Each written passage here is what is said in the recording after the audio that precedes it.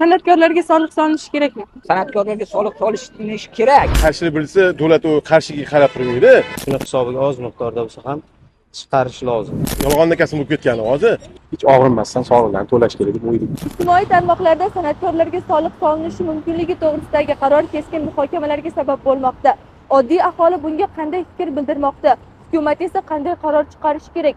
Shu savollar bo'yicha Toshkent ko'chalarida so'rovnoma o'tkazdik. San'atkorlarga soliq solinishi kerakmi?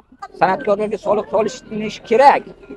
Lekin buni san'atkorlarni yo'nalishlariga qarab va lavozimlariga qarab, tabaqalariga qarab soliq solinishi kerak. Masalan, xalq artistlari, taniqli san'atkorlarga boshqacharoq, oddiy havaskorlarga boshqacharoq solinishi kerak. Agar hammaga bir xil turib solinadigan bo'lsa, kimdir konsertga chiqyapti, kimdir to'yga chiqyapti, kimdir hech narsa qilmayapti. Bu bo'lmaydi.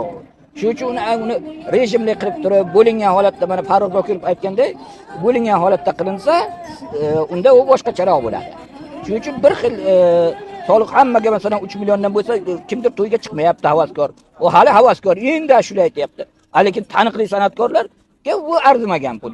Shuning uchun buni alohida guruhlarga bo'lingan holatda soliq solinsa maqsadga muvofiq bo'ladi. Yangilikda ularga zo'r bo'ladi, xudo xohlasa. Rosta kasb bo'ladi. O'zi ularga Hamma to'layapti, oddiy xalqqa, to'g'rimi? Xudo xohlasa shu yangilik rosta kasb bo'ladi, hamma duo qiladi, o'shalar hamma xalqlar yangilikda bo'lib kimdirlar norozi bo'lishi mumkin, kimdirlar rozi bo'lishi mumkin. Rosta kasb san'atkorlar bor. Hozir hamma yolg'onda kasb bo'lib ketgani hozir. ayrim san'atkorlar qarshilik bildiryapti. Bunga qanaqa fikr bildirasiz? Qarshilik bilsa, davlat u qarshiga qarab turmaydi. Hammaga qonun barobar bo'ladi-ku, o'sha. Soliq solish kerak.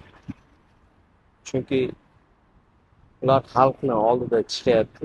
Xalqingizdan foyda olyapti. Shuni hisobiga oz miqdorda bo'lsa ham chiqarish lozim. Ya'ni soliqni hamma to'laydi. O'zim san'atkorman. To'lash kerak deb o'ylayman. Endi menimcha buni hozir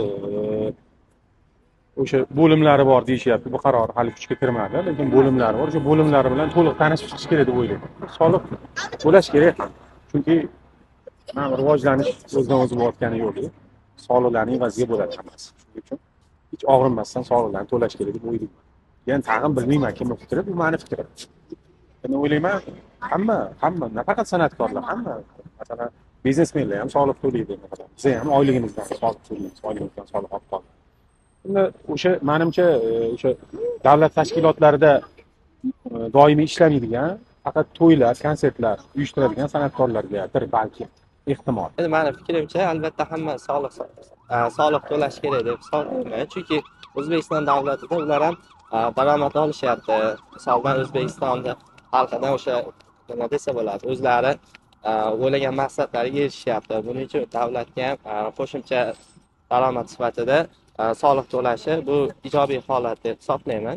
Endi bu ko'proq norozichiliklarga olib kelyapti. Sababi yangi boshlagan san'atkorlar ko'proq norozilik qilyapti, lekin aslida bu soliq ko'p soliq to'lanmaydi. Misolda qanchadir foizini to'laydi, bundan oshiqchasi o'ziga qoladi. Endi bu pulini sarflashlik va kredit olishlik, qarzga botishlik bularning o'zlarining muammosi bo'ladi. Solig'ini to'lab, misoldan pulini to'g'ri ishlatadigan bo'lsa, menimcha ular ham minusga kirib ketmaydi. Hamma to'lagan qatori ular ham to'lasa kerak, menimcha. O'zligi ham o'ylab ko'rishsa kerak. To'g'ri qilishyapti. Shunga qo'shilaman men. San'atkorlarni qarshilik bildirib chiqishiga qanaqa qaraysiz? Bilmasam endi bu baribir qonunchilikka amal qilish kerak bo'ladi. Bu yurtda yashayapmizmi, hamma amal qilyaptimi, ular ham amal qilish kerak bo'ladi. Davlat ishdan tashqari agar boshqa ish qiladigan bo'lsa, kim oladi? San'atkorlar davlat ishida ishlaydiganlar bor, faqat to'yga chiqadiganlar bor. Shuning uchun to'yga chiqadiganlarga soliq olish menimcha noto'g'ri bo'lsa kerak.